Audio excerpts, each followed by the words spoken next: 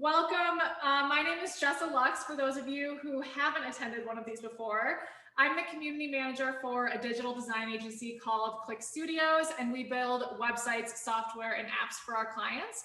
I'm also one of the founders and ongoing organizers of Clique Elevate, and Clique Elevate is a group to connect and support the next generation of CMOs. And today, for this live interview, I get to talk to Sara Wilson. Sara is the founder of SW Projects, where she advises amazing clients like Nike and Bustle and Bumble and the New York Times, and the list goes on. She advises them on their digital strategy and social media plans. So keep that in mind as you think about the questions that you could ask Sara. Prior to SW Projects, Sara ran lifestyle partnerships for Facebook and Instagram. She was an editor at Huffington Post. Every time I read this bio, I just get more and more impressed and grateful that I know Sara. Today, Sara's going to talk about a framework called Digital Campfires. And Digital Campfires are a way to build strong customer relationships. And we'll go more into that. But Sara, thank you so much for taking the time today. Oh, I'm so excited to be here, Jessa. Thank you so much for having me. I love this community. I've heard awesome things, so I'm psyched to be in the mix. It is really special. And apologies to Sara and to everyone that I'm a little bit echoey today. I was just telling Sara before we started that I'm in the process of a move this week. So thanks to Facebook Marketplace, I no longer have a couch or a rug or anything that some of you guys might be used to seeing in my background. But to get started, I'll just kind of set the stage. If you haven't attended a live interview before, this will be a 45-minute, very candid conversation. So I welcome anyone here to put questions in the chat as we go, and I'll relay those to Sara so we can get her take. But to start, let's just start light. And Sara, what's the highlight of your week been so far? Oh my gosh, the highlight of my week, probably hanging out with my 5-month-old. I have a little girl and she's awesome. And we went to a nursery the other day and looked at plants. This is what I do now with my 3 p.m. to 5 p.m. hours. That, and also I'm prepping a talk for YouTube to give later this week. That's been just super fun to pull examples for and get excited about. That's awesome. Is the talk open to the public? It's not. So companies have been hiring me to come in and talk on the subject of digital campfires. Now, because I adore you, I'm here for free. And I'm happy to share all my wisdom and insight with this community. But yeah, I've been speaking to different brands on the subject of digital campfires because it's just totally what I love. And obviously, you know, something I know lots about. That's so amazing, Sara. So when you said YouTube, I was kind of thinking like, you know, on the platform, but literally for the company. Yeah, for one of the teams at YouTube.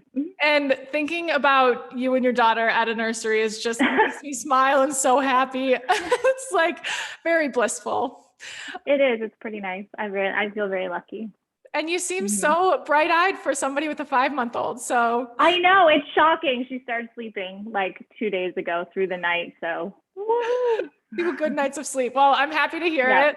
Another question that I like to ask people just on like a get to know you basis is, what was your first real job?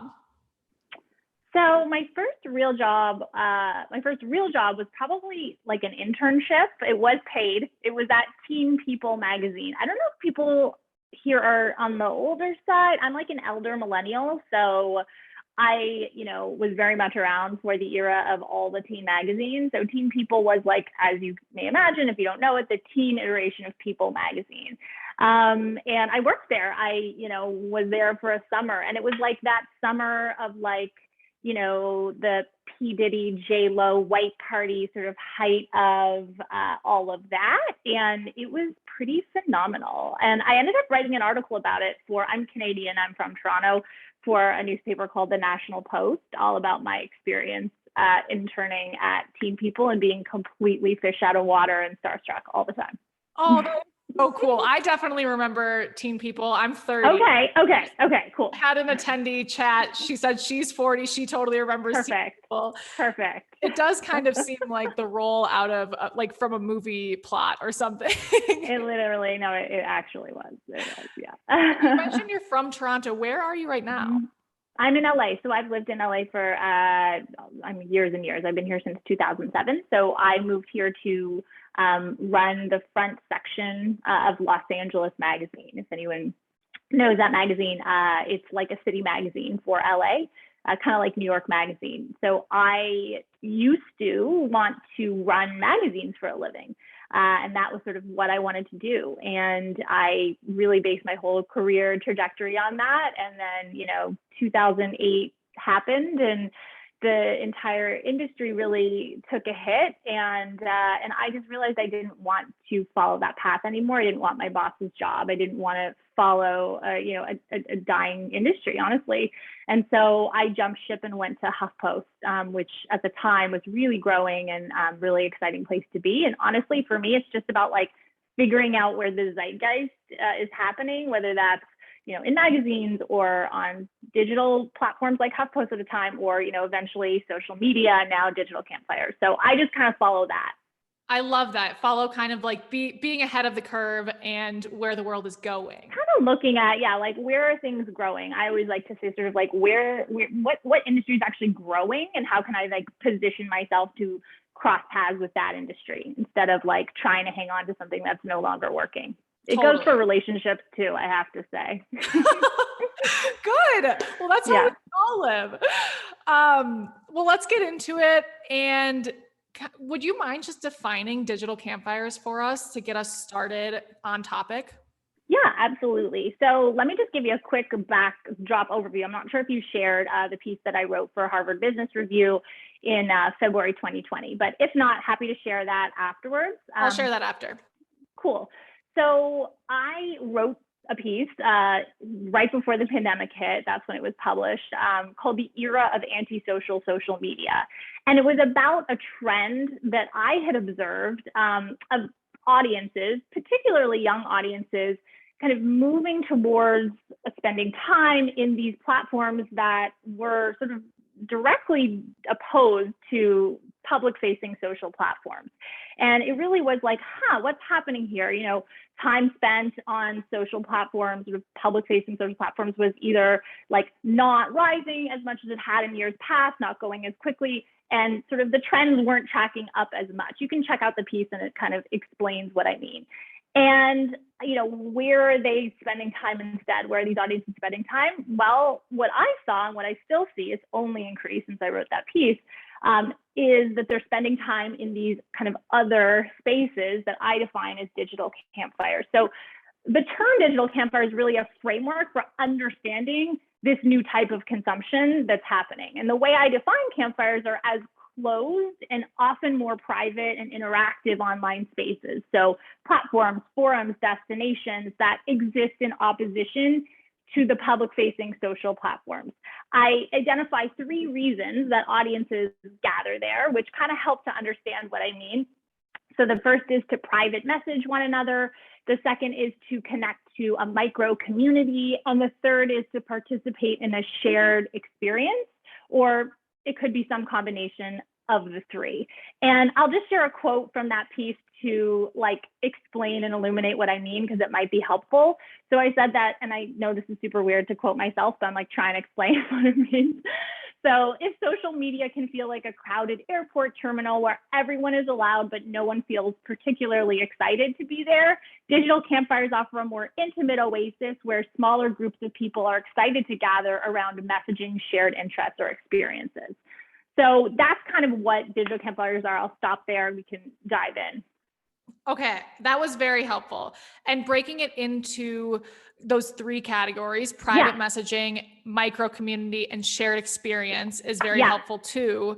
Would you mind giving like one example per category? Let me break down what I mean by each of them exactly. So like I said, I break digital campfires out into these 3 types based on the primary reason people gather there. And keep in mind, this is a framework, so it's not meant to be cut and dry prescriptive. This is about like helping you understand as marketers, like what's happening, how to fit into it, and kind of just like make sense of the digital landscape. This isn't meant to be like, you must do it this way, but I find, and I've been told, that this is a helpful framework.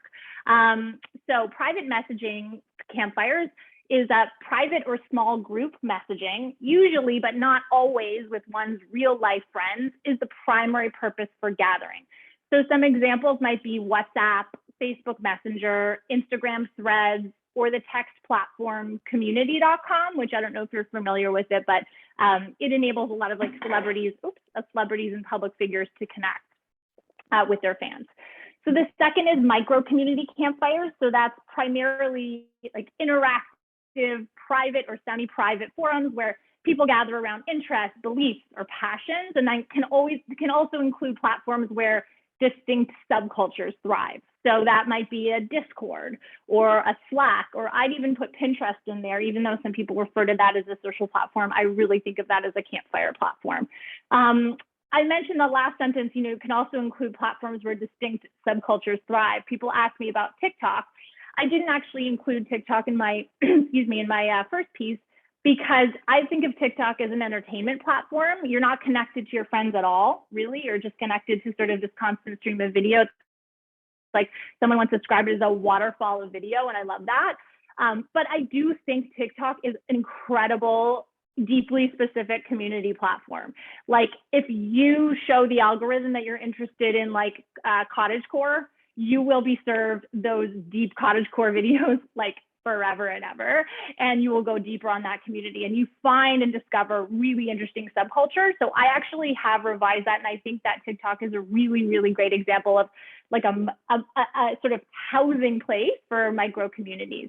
And then the last is shared experience campfires. So these are public or private forums where participating in a shared experience, often around a specific shared interest, such as gaming, with a like-minded community, is the primary purpose for gathering. And so an example there might be Twitch or Fortnite or Roblox. And I think that gaming is a huge, we could do this whole seminar about gaming. I do want to just call out, I think that a lot of people view gaming as something that's over here, siloed in its own corner. That is the wrong way to think about it now. Gaming is, sort of, you got to think of it as something that is almost like social media. It's like a huge thing that is encompassing everything. It's not to be siloed. It's a way of understanding the world, and especially for younger audiences, it cannot be put in a box. It is not just for gamers. It is certainly not just for boys at all. So I think we need to sort of, as marketers, really embrace gaming, not only on gaming platforms, but kind of gaming mechanics, and thinking about how to bring that into our everyday, communications with especially with younger audiences. That's yeah. Sarah. That's like that sort of explicit nudge to, acknowledge gaming and the strength that it could have to reach your audience. That it's not just this kind of like foreign thing that some people participate in, like 13-year-old boys. Not at all. I haven't heard that called out. Yeah, I think fashion has done a really good job of getting on that train early. And if you look at, like, when I was at Instagram running lifestyle partnerships across Instagram and Facebook, I ran fashion partnerships just for Instagram for about a year and a half, just because I saw this crazy moment happening with the fashion industry embracing Instagram. The fashion industry is always very early, not to everything, not necessarily to adopting, body positivity, for example, but to embracing tech and especially visual platforms.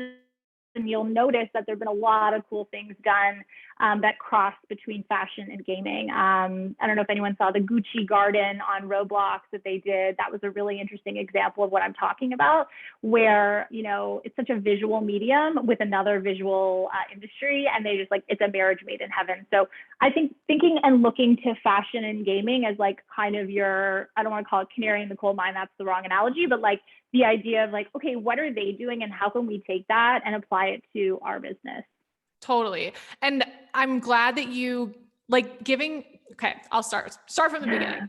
When I first was introduced to Digital Campfires, which I'm so lucky because you're the person who introduced Digital Campfires to me. So like the expert is the person who introduced Digital Campfires to me. And then I just came across your articles on HBR. And that's when I reached back out to see if we could do something like this. But it initially was hard for me to grasp the concept because it's a new, term for me, Yeah. but also just kind of a new way to think about this marketing tool or framework. So describing those different places that digital campfires happen made it easy for me to be like, oh, I'm part of digital campfires. I didn't know that's what those were. And maybe like, how could I implement something like that for the organization that I work for? Absolutely. And I don't want you to be, people who are listening, like overwhelmed by some of the examples. You're like, well, I don't have a Gucci budget. It's like, yeah, that's fine. This is about giving you the principles and the fundamentals so that you can apply it in a way that works for you. And you might also say, we're going to pause this. This isn't right. We don't have the resources now, but like, it's just good to keep in mind as you go through your marketing planning to be like, okay, how do we incorporate this framework, or how do we think about it? Because it's happening. Whether or not you embrace it, it's happening. Totally. And at the top, I mentioned that this is a framework that's helpful for building very strong customer relationships. That is probably not the most accurate or specific way to describe the goal of digital campfires. So can you just kind of give us a brief description of what the goal of digital campfires is? Yeah, I mean, I think it depends. The goal of, I don't know if that's quite the right way to think of it. It's more like you have a goal as a brand and a business, and your goal is, presumably to sell things. But in order to do that in 2021, I believe, and I think most marketers would agree, that it's about developing deep relationships with your customers. Like, it's not just about pushing a product anymore. You have to be thinking about what are the ways I'm going to develop those relationships, and that even has to be like way more buttoned up than it was perhaps even a few years ago. And so I would even venture to say those relationships have to be quite intimate. You have to be able to, create spaces in which to build intimate relationships that drive loyalty, trust, all of that stuff for the long haul. So if you don't agree with that, I don't know that we're going to agree on this, but I believe that most people who are in our world today would say, like, yeah, I've seen that. And you see that in all different ways, right? Like, you see that on Twitter with brands behaving like individuals, people, and sort of becoming more human. I mean, there are a ton of signals that show this. So I'm not going to go deep on that. But what I'm saying is that digital campfires are a fantastic mechanism for building those intimate relationships. So that's kind of the okay, great. So table stakes, we get that. And so what is your goal? I guess the goal is like how I guess there's sort of two pieces of it. What is the goal of a digital campfire within your organization? So like, you want to drive brand and business goals, great, but like, where does a digital campfire fit in? The way that I think about this is I use a framework called the GAF framework, the Give a Fuck framework. And I can send it to you guys. If you email me within 72 hours, I'll send you the Give a Fuck framework, and as well as my favorite kind of up and coming campfires. So that's just a little nudge, and we'll give you my email at the end. But I say this because what this is essentially a way to put your customers' needs before your own. So instead of saying, well, as a brand, my goal is to, I don't know, let's say build loyalty. Okay, great. We know you want to build loyalty, but what does the customer want that's connected to that? And how can a digital campfire accomplish that? So the way I do it is, let's say, build loyalty. I think the customer outcome of that would be kind of like arrow. I feel valued. Like, if somebody is coming to me for their, for my opinion, I'm going to feel valued. If I'm in a forum where I'm being made to feel special, I feel valued, therefore that builds loyalty. So then, if you go through that process, like, okay, we want to, as a brand, enable customer listening. Let's say we want to hear what our customers are thinking about us and saying about us. Well, what's the customer outcome? It's, I feel listened to and seen. So how can you create spaces or experiences or moments where they feel listened to and seen? So as you can see, like, you could go the Cadillac version of that and create a completely new app, or Gucci Garden example, or you could just do something that reflects those principles on your Instagram and build from there. So I think there's different ways, but the framework is all about putting your customers, needs and desires and emotional sort of like things that they're looking for first. And I often use the jobs to be done framework for that. If you're familiar with that framework, I'm happy to share that as well. It's certainly not mine, but it's really helped me in putting kind of what are the emotional jobs that your brand accomplishes. But that's a whole other line of conversation. Awesome. That is really helpful. And to everyone who's watching, I will make sure to get Sarah's email address in the chat before we end this conversation so that you can ask her for that framework. And Sarah, I'm also going to be emailing you asking Yeah, for hell yeah. because it just sounds like it really clarifies kind of how to think about it and reach your goals, but by kind of reaching customers' goals. Yes. And I like to give some examples, and we can talk about those at the end, just about sort of ways that this is actually coming to life within organizations. Brands like Modern Fertility, for example, if you know them, have embraced this. Brands like Peloton have embraced this. Brands like Chipotle have embraced this. And I think that they all, I mean, there's Spotify has a really great examples of this. So there's ways that this is actually connecting to business goals. What I think gets lost in a lot of the conversation, at least that I hear around building communities online, because this is essentially my word for online communities in some ways, like, right? I mean, Campfires encompasses a lot more. It's much more about the platforms, but you know, it crosses over into a lot of the same space. But what I think gets lost is this is not kumbaya. This is about driving business goals and understanding what's happening in a landscape where, you know, consumers are behaving differently and needing different things. So I think it's important that we're not just out here driving political action. This is about, you know, at the end of the day, you have to drive your business forward. And I believe this does. So that's what I'm committed to trying to show you. Totally. And one thing that you mentioned at the top is kind of just looking at the trends of social media and having those trends, like they're pointing toward digital campfires being the future, but also already here. Like you said, they're not a nice to have anymore. They're a need to have because it's the way the world is moving. Yeah. I think things are moving so quickly. And, you know, perhaps when I debuted this idea in February 2020, it was a nice to have, maybe, like you could argue. Now it is a need to have. And part of the reason I also look at that is because of, you know, tracking where the cultural moments are that are happening. So if you think about, you know, the cultural moments of yesteryear, yesterday, happened on kind of social platforms. Like I always reference the ice bucket challenge. Like, does everybody remember that? Yeah, like the ice bucket challenge. It was actually when I first joined Facebook, summer of, I think it was 2014. And everyone was doing it, you know, celebrities, network TV. It was a collective cultural moment that everyone got on. Everyone knew about. It went viral, crazy viral, right? Those same types of moments, it's not that viral moments aren't happening, they obviously are, but they're happening to a large extent on Campfire platforms. So I'll give you an example of like 3 major cultural moments that happened on Campfire platforms last year. So Travis Scott did a huge concert on the platform Fortnite, which I believe had 33 million views. I'm going to double check that after this. And you know, that got a ton of press pickup. It was very novel. AOC did a live stream of playing the game Among Us to get out the vote. And that got, you know, many, many hundreds of thousands of streams on Twitch.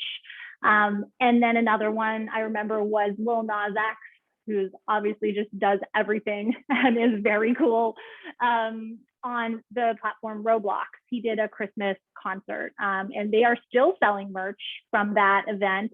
I would need to double check because I was emailing with the PR for Roblox, but that merch is still selling gangbusters from a Christmas 2020 event. And I give you those examples to say that, you know, maybe you heard of them. Maybe the people on this stream are like super plugged in, but I heard of them because I'm in this world, but they certainly weren't anything that my friends were on. They're not hanging out and going to the Travis Scott concert. So if I didn't know about this world, if I wasn't studying it, I would miss them. And I would miss them because I'm not paying attention. What I'm saying is that you need to pay attention because this stuff has become more and more important. You know, it's where culture is happening, and where culture is happening, marketers need to be. Totally. We need this pep talk. I'm like very clearly, I'm like steering myself. Am I like a little too strong here? Not at all. I mean, truly, I think that that's what makes interviews like this really valuable, is just like explicit direction and guidance. So I really appreciate it. We have a few questions in the chat already. One that I think is really interesting, and I'm interested to hear what the answer is from Shadon. It says, Twitter is a social platform, but in my own personal use, I find a sense of a shared community when folks are discussing trending events, news, watching shows together, and tweeting with a hashtag. Would you consider Twitter a digital campfire?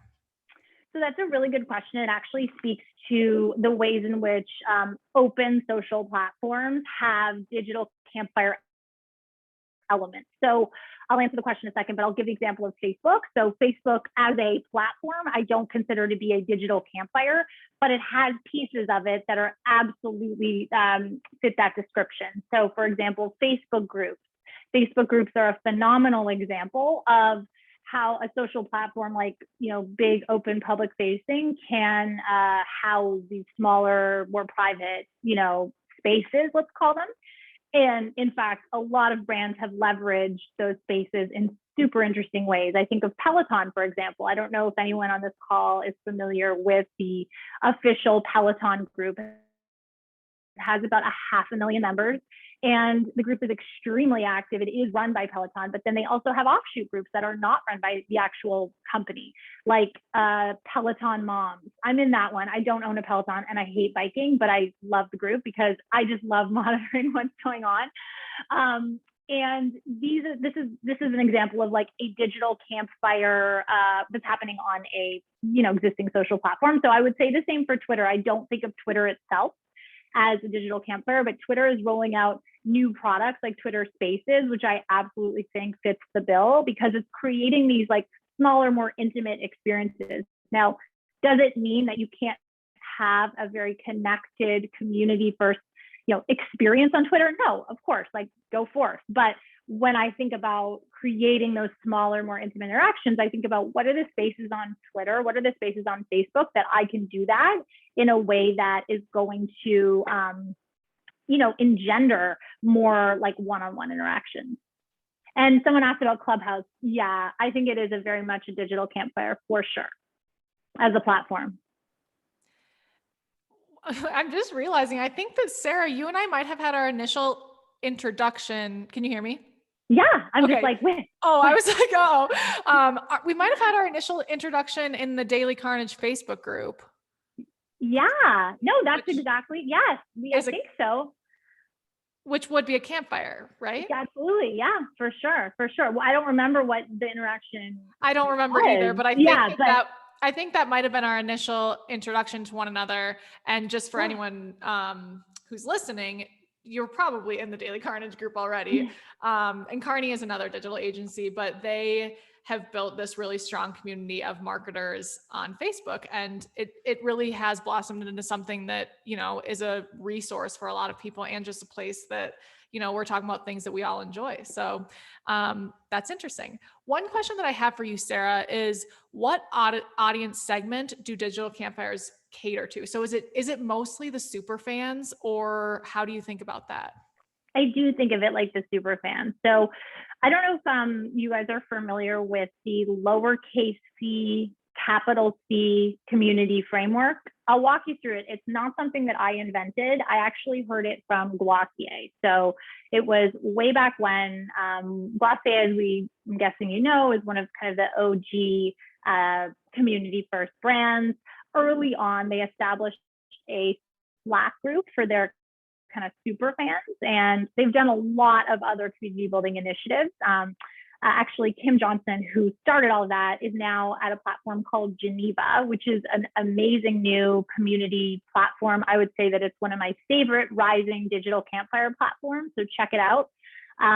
But I say this because I've spoken to Kim and she's really detailed like some of the stuff that they did, like mechanics wise early on to build their community. And so that's the preamble to what is this capital C, lowercase c community framework. So the way that they thought about it was that they have their whole, they have their whole sort of broad Glossier community. Anyone who's ever bought a product, perhaps browse the Instagram, maybe they follow, maybe they get the emails, maybe they don't.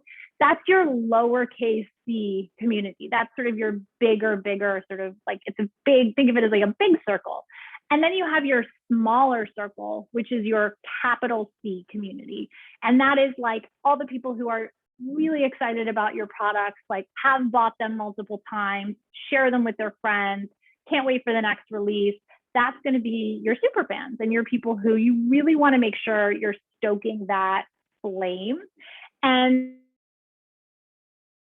I think of a digital campfire as for that set, that smaller set. And I do think it is actually imperative to think about who's your core group, because that core group will drive that larger group. Like if you have anything to do with word of mouth as like a priority for your company, then that smaller group is going to drive it. So I do want to emphasize, like, your digital campfire is not necessarily for everyone. And that's a good thing. You really do want to think small.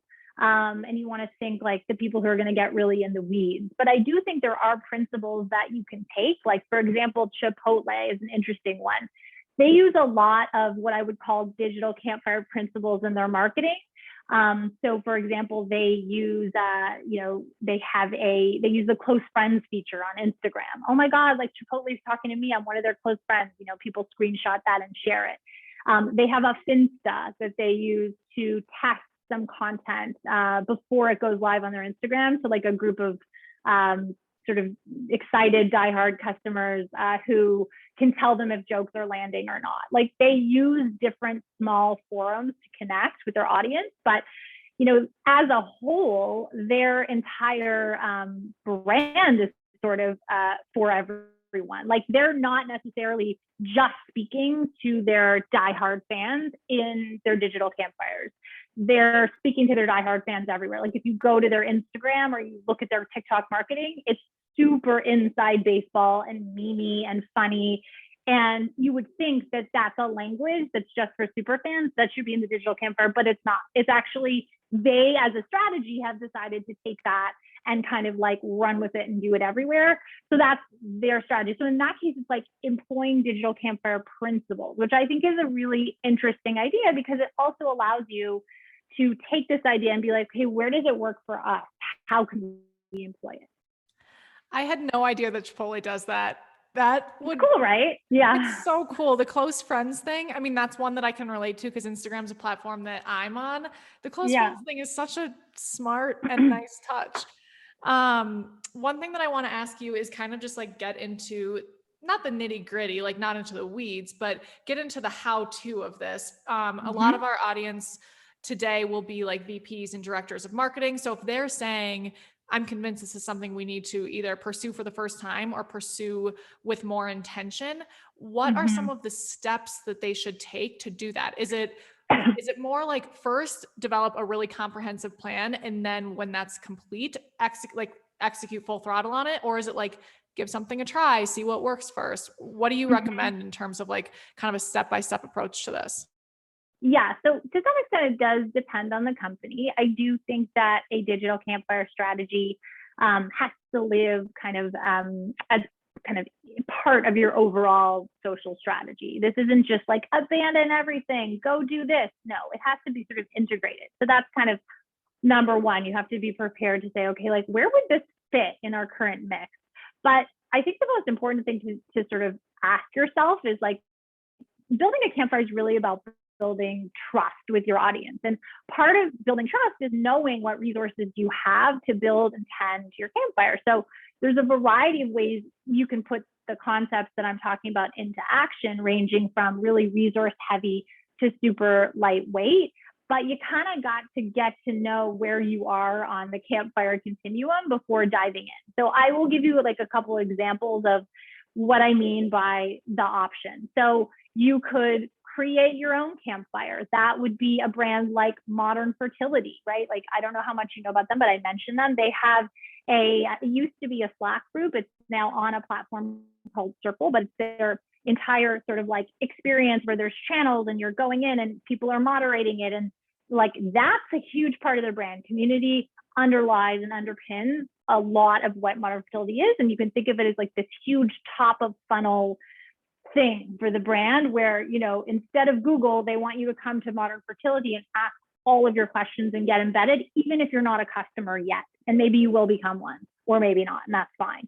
So that's like an example of creating your own campfire. That's a huge undertaking. They have a head of community. They have a team under her, and it's a lot. So that's one example. Another example of that would be Spotify's Rockstar program. Spotify, we all know Spotify, but did you know about the Rockstars program? This is a group of people that is managed and like kept highly engaged with gamification elements to essentially help run the larger Spotify community. And they do events for this group. They empower them with product insights. They allow them to help troubleshoot issues. Like there's a whole bunch of things. I've written about both modern fertility and Spotify Rockstars, so I can like ping you with those examples. But I bring those up because those are like two examples of very like intense, okay, this is like a massive undertaking. So that's create your own campfire.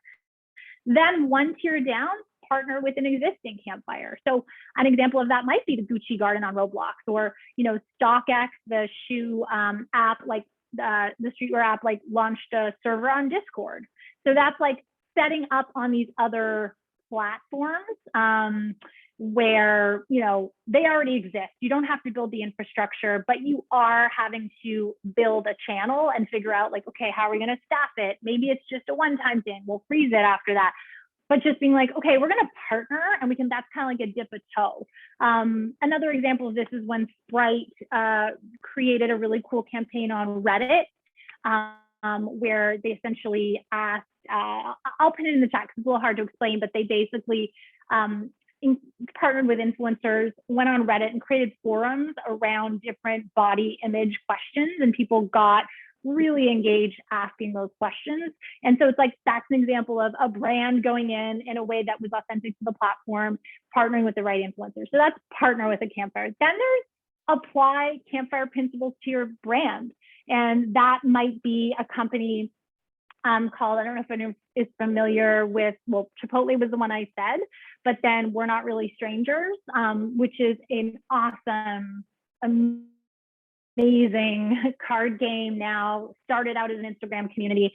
And what I mean by, applying campfire principles is really like the founder, does a lot of stuff on text. And so reaching out and using texting to engage with her super fans. She also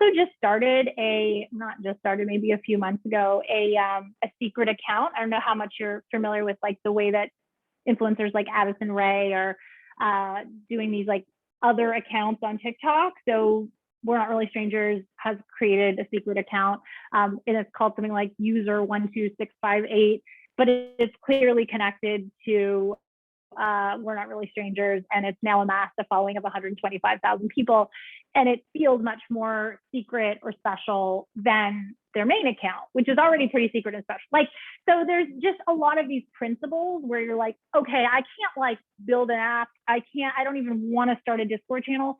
But what I do want to do is create this feeling of you're in a secret, special, closed location with me and me being the brand, and how can I, foster that feeling of intimacy. So I hope that gives you an overview. And what I mean is just get honest about who you are and whether you can dive in or just dip a toe. And you want to ask questions like, what kind of internal and external support or resources do I have to manage this?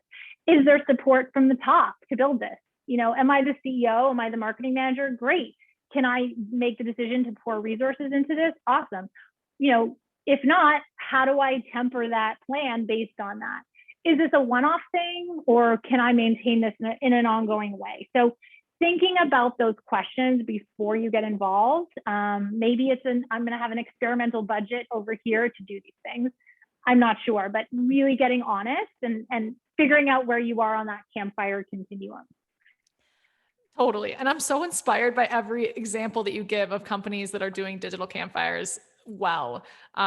It's really cool. One question that comes to mind for me is, you mentioned, create your own campfire or partner with an existing platform for a campfire.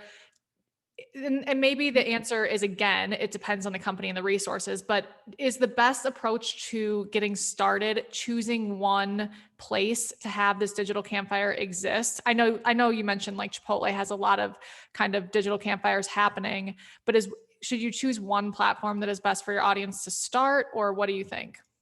I think you need to figure out who you're reaching, who your audience is. So it involves an exercise of getting really clear about who is your audience and where do they spend their time. So if I'm going after a certain segment and, Gen Z girls and, there's a sense that they're really interested in my product crosses over into the mental health space, I'm going to look for, online spaces that reflect where that person is already spending her time. Same goes for, let's say, moms in this part of the country, whatever, like, where is she spending her time? Which Facebook groups? How do I think about how to engage her? So it's really about getting clear on your audience and then figuring out what are the spaces that they spend time. If I'm going to start something, I want to make sure that it makes sense for where they already are. And if I'm going to have to drive them to a new place, that's going to be another hurdle, but that's okay, fine. There has to be a lot of value for them to go there. What are you giving them? What are you helping them understand? Are you connecting them to other people? Is that the value? Like, what is the value? And really like getting clear on that. Totally. That makes complete sense. We only have a few more minutes. One other question that I love asking people who have the level of expertise that you do, and you've seen so much, is just what mistakes do you commonly see, like, so that we can avoid those as we pursue this? For sure. So I always say there's a huge moderation problem, mistake that a lot of companies make, where it's they start something and they don't staff it appropriately to moderate. So let's say it might be a Discord channel, or it might be a brand new community of some kind. It's really important to think about, how do you not only have moderators, but empower them to help keep the community in order, help to make sure that people aren't feeling trashed. I think that Clubhouse went through a lot of these growing pains early on, and to some extent is still. I actually haven't been following them as closely, but we all heard about some of the explosions that happened with Taylor Lorenz early on, and I think that's pretty awful, like, to have users go through that experience. And that's just lack of moderation tools and lack of ability to, make sure that it's a safe experience for everybody there. I think that another mistake is seeing a digital campfire strategy as bifurcated from an overall strategy. I'm a big fan of like looking at the holistic picture and trying to say, okay, where does this fit in? Because if it's over here, if whether it's over here from a strategy perspective or over here from how we think about our company perspective, then you're always going to think of it as an afterthought. It really needs to be prioritized from the top. And the best community-led organizations that I mentioned, like Spotify, like Modern Fertility, like Peloton, community/digital campfires cut across this bottom layer of the entire company. They sort of underpin the company, and they're also really prioritized from the top. And that means that, campfires and the resources that they offer are really brought in and considered through all aspects of the company. It's not just this little thing over here. So Those are perfect mistakes to be very aware of. Yeah. So we just have one more minute. I could talk to you all day, Sarah. Yeah. So I hope that we do, like, you and I continue to stay in touch, but how can everyone here, you mentioned that they could email you to get the Give a Fuck framework, and I'll send out the links that you mentioned too to everyone who's everyone who's a member of Elevate and everyone who's here today. Yeah, I just popped my email in the chat, and that's Sarah at swprojects.co, and it is .co, not .com, just so you know. And you can check out my website too. It has some of this stuff on there, as well as here, I'll put this one in here, Digital Campfires as well, which is some of the resources from the series that I launched based on this concept over like the last year or so. And yeah, what was there more to the question? Sorry. That was it. Is there anywhere else that people should find you online to follow you, or is that the best place for them to go? I'll pop my LinkedIn in the chat and then my Twitter. We can do that after. I'll do it as we're talking. Sounds great. I'll start signing off. Sara, this was so incredibly value packed. And like I said at the beginning, I'm just so grateful to know somebody of your talents and skills and experiences, and really grateful that you were willing to take the time to do this with us today. It means a lot. I learned a ton. I know people here, I'm sure this was a very well spent hour for them as well. So thank you I'm so so glad much. to be here. Yeah, please hit me up with questions.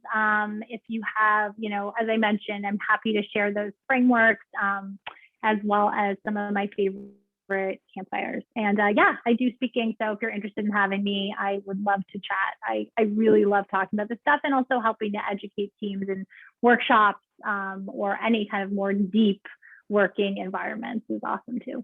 That's great. Well, thank you again, Sara. Thank you everyone who attended today, and we will all be in touch. Okay, awesome. Have Thanks, a great day, Jessa. everyone. Bye, everyone.